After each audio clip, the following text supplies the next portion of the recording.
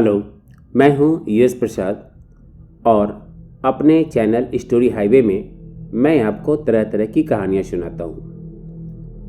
भूत प्रेत जादू टोने से जुड़ी सच्ची कहानियां, कोई मनगढ़ंत कहानी नहीं बल्कि 100% सच्ची कहानियां, और ऐसी कहानियां जो अनुभव के आधार पर लिखी गई है, चाहे वो अनुभव मेरे अपने हों या मेरे किसी मित्र के।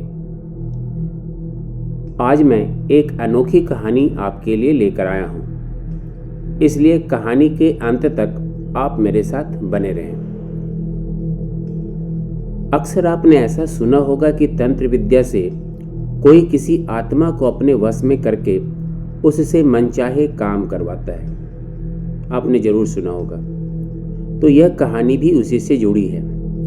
इस कहानी का संबंध किसी एक स्थान से नहीं है बल्कि तीन स्थानों से है, और ये तीनों ये स्थान बिहार के हैं। चौंकिए मत, सच्ची बात बता रहा हूं आपको। यह कहानी बिहार के जिन 3 शहरों से जुड़ी है उनके नाम हैं मुंगेर, पटना और पूर्णिया। अगर आप बिहार के आसपास रहने वाले हैं तो इन तीनों शहरों से आप जरूर परिचित होंगे। कहानी के पात्रों के नाम मैंने बदल दिए हैं ताकि इस घटना से जुड़े लोगों को कोई ठेस न पहुंचे और वे भी अब इस घटना को याद नहीं करना चाहते। कहानी की शुरुआत मुंगेर से होती है। राजीव और शोभना आज काफी खुश थे क्योंकि उनके पापा ने यह बताया कि इस बार वे दशहरा मनाने पटना जाएंगे। पटना में उनके मामा मामी और एक मौसी रहती हैं। पटना में तीनों एक ही मकान में रहते हैं। नाना नानी की मृत्यु काफ़ी पहले हो चुकी है और जिस राजीव की बात मैं कर रहा हूँ उसकी उम्र लगभग 14 साल है और 8वीं क्लास में पढ़ता है। आगे चलकर इस पूरी कहानी में राजीव की बात मैं करूँगा क्योंकि यह पूरी घटना, यह पूरी कहानी राजीव के साथ ही घटी है। शोभना राजीव से 2 साल छोटी है और क्लास 6 में पढ़ती है।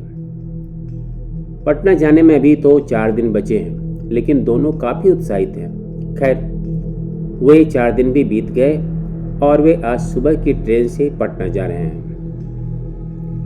घर से निकलते समय राजीव तथा शोभना के दादा दादी ने ढेर सारी हिदायतें दी। राजीव में तो मानो दादी के प्राण ही बसते हैं। शाम के करीब सभी पटना जंक्शन पहुंचे और वहां से ऑटो से मामा के घर। राजीव पहली बार घर से इतनी दूर तथा इतने बड़े शहर में आया था। वह उत्सुकता से चारों ओर देख रहा था और ढेर सारे सवाल पापा से पूछ भी रहा था। उसे यह देखकर खुशी हुई कि उसके मामा का घर बीच बाजार में है और वहां खूब चहल पहल मची रहती है। वैसे घर तो काफ़ी पुराना था और सही रखरखाव न होने से कुछ अजीब सा लग रहा था। मकान में जगह जगह पे प्लास्टर उखड़े हुए थे और रंग तो बदरंग हो ही चुका था। जिस कमरे में राजीव और शोभना का बिस्तर लगाया गया था वह एक किनारे था। कमरा देखकर राजीव और शोभना को कुछ अजीब सा लगा। ऐसा लगता था जैसे वहां एक मनहूस सी छाई हो।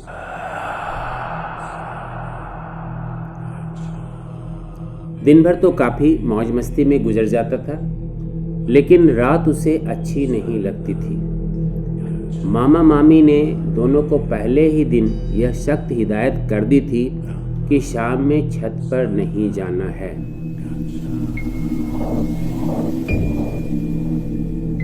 अब जरा सोचिए, आखिर ऐसी कौन सी बात थी जिससे उन दोनों को छत पर जाने की बिल्कुल मनाही कर दी गई थी। खैर, ये तो पता चलेगा कहानी के आगे आपको। राजीव को यह पता था कि नानी की मौत छत से गिरकर ही हुई थी।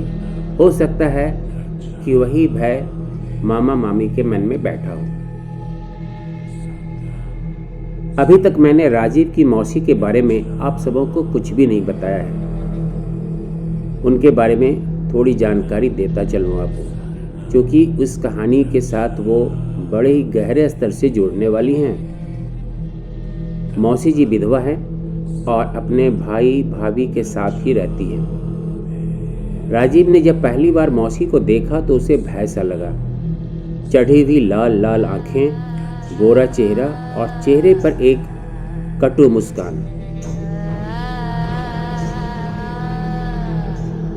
उनका व्यवहार भी कुछ अजीब सा था। उनका अधिकांश समय पूजा पाठ में ही बीतता था। छत पर जो कमरा था वहाँ पता नहीं कैसी कैसी चीज़ें रखी थी और उन्हीं के पूजा पाठ में उनका समय भी गुजरता था। यह इन दोनों ने चुपके से एक बार छत पर जाकर झांक ही लिया था। वैसे भी आप जानते हैं कि बच्चों की आदत होती है कि उन्हें जिस चीज़ को करने से मना कर दिया जाए उनमें उत्सुकता उसी काम को लेकर बहुत ज़्यादा होती है। केवल एक मौसी ही थी जो रात में भी छत वाले कमरे में अपने पूजा पाठ में लगी रहती थी। पता नहीं उस भूतहे कमरे में उन्हें डर भी लगता था या नहीं। उन्हें डर भी क्या लगता, वो तो अपने आप में एक डरावनी चीज़ थी। यहाँ पर मैं थोड़ी बात और भी बता दूं जो उस समय तक राजीव को पता नहीं था और ये सब समझने की उसकी उम्र भी नहीं थी।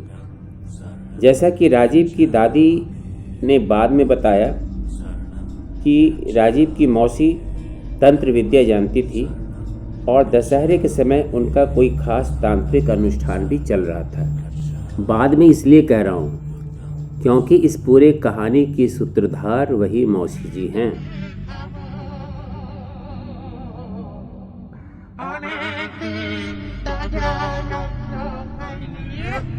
आने के तीसरे दिन बाद से ही रात को राजीव को अपने कमरे में कुछ अजीब सी गंध महसूस होने लगी।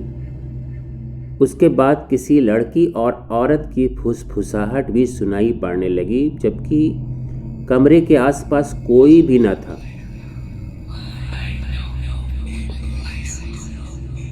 इन सब के कारण राजीव अपनी आंखें बंद कर चादर तानकर सोने का नाटक करता रहा। उसके अंदर इतनी हिम्मत भी नहीं थी कि वह दूसरे कमरे में सो रहे मम्मी पापा के पास जा सके।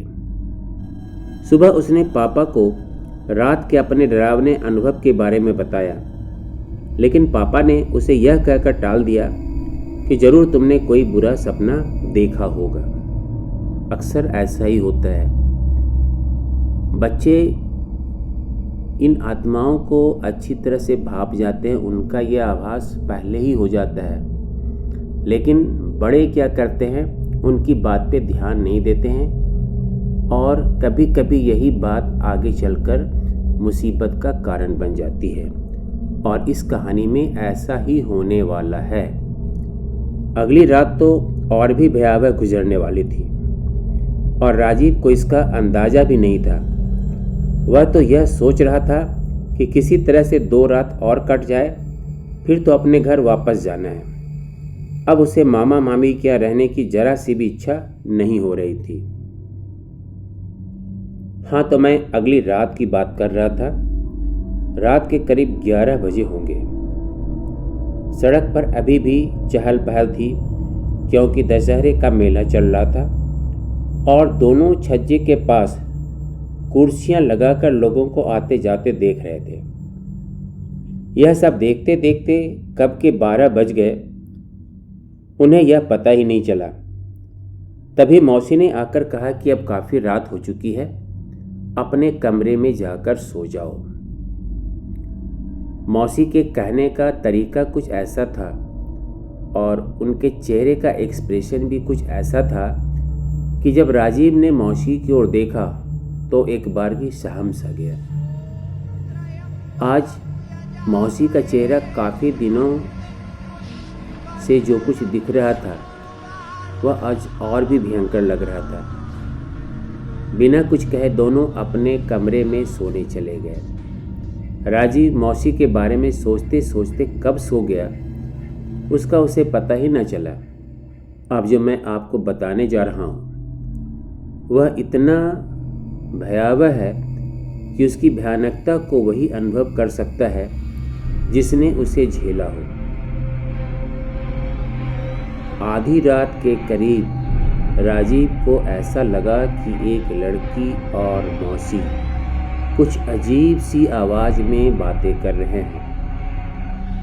आखिर मौसी किससे बातें कर रही है?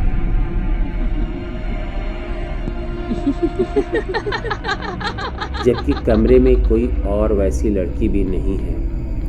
उनकी आवाजें भी तो विचित्र सी लग रही हैं। ना जाने कौन सी भाषा में बातें कर रहे हैं वे। तभी उसे लगा कि दो हाथ उसके दोनों पैरों को और दो हाथ उसके सीने को दबा रहे हैं।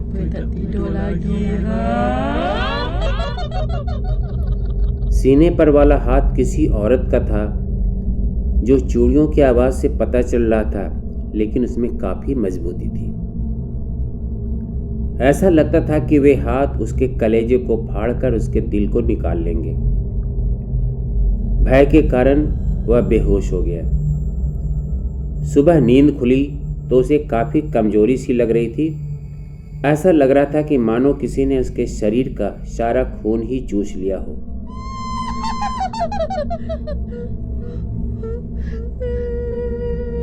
वह यह नहीं समझ पा रहा था कि रात में जो कुछ हुआ वह हकीकत था या फिर कोई बुरा सपना। पापा या मम्मी से कहने का भी कोई फायदा नहीं, क्योंकि वे उसकी बातों पर यकीन ही नहीं करेंगे। मौसी से तो कहने का कोई सवाल ही नहीं होता है। चलो सारी बातें अपने मन में ही रख लेता हूँ, राजीव ने यह सोचा। खैर चलो, आज तो दोपहर की गाड़ी से वापस अपने घर लौटना ही है। अब उसे अपने दादा दादी की याद बहुत जोरों से सता रही थी। वापसी यात्रा में राजीव बिल्कुल गुमसुम रहा। पापा मम्मी के पूछने पर भी उसने कुछ नहीं कहा। रात के करीब 9 बजे राजीव अपने घर पहुंचा। घर के बाहर के चबूतरे पर उसके दादा दादी लाइट जलाकर उसी का इंतजार कर रहे थे। दादी ने तो राजीव को देखते ही अपने सीने से लगा लिया। आखिर कई दिनों के बाद उनका अपना प्यारा लाडला पोता जो आया था। लेकिन यह क्या, दादी की ऊपर की सांसें ऊपर और नीचे की सांसें नीचे थम सी गई। राजीव के दोनों भौं के बाल किसी ने कतर डाले थे। आप समझ रहे हैं ना? भौं के जो बाल होते हैं, ऐसा लग रहा था जैसे किसी ने उसे कैंची से काट डाला हो। पता नहीं कौन सी अनहोनी होने वाली है। आखिर उसकी भौं के बाल किसने काटे और क्यों? आखिर दादी से रहा नहीं गया। खाना खिलाने के बाद उसने राजीव से पूछ ही लिया, बेटे तुमने भौं के बाल क्यों काट लिए? राजीव ने कहा कि उसे पता ही नहीं, मैंने तो काटा नहीं है। आईने पर देखने पर उसे भी अजीब सा लगा। उसने अभी तक इस बात पे गौर ही नहीं किया था। अब उसने दादी को अपने मामा मामी के यहाँ जो घटना घटी थी उसके बारे में विस्तार से बताना शुरू किया।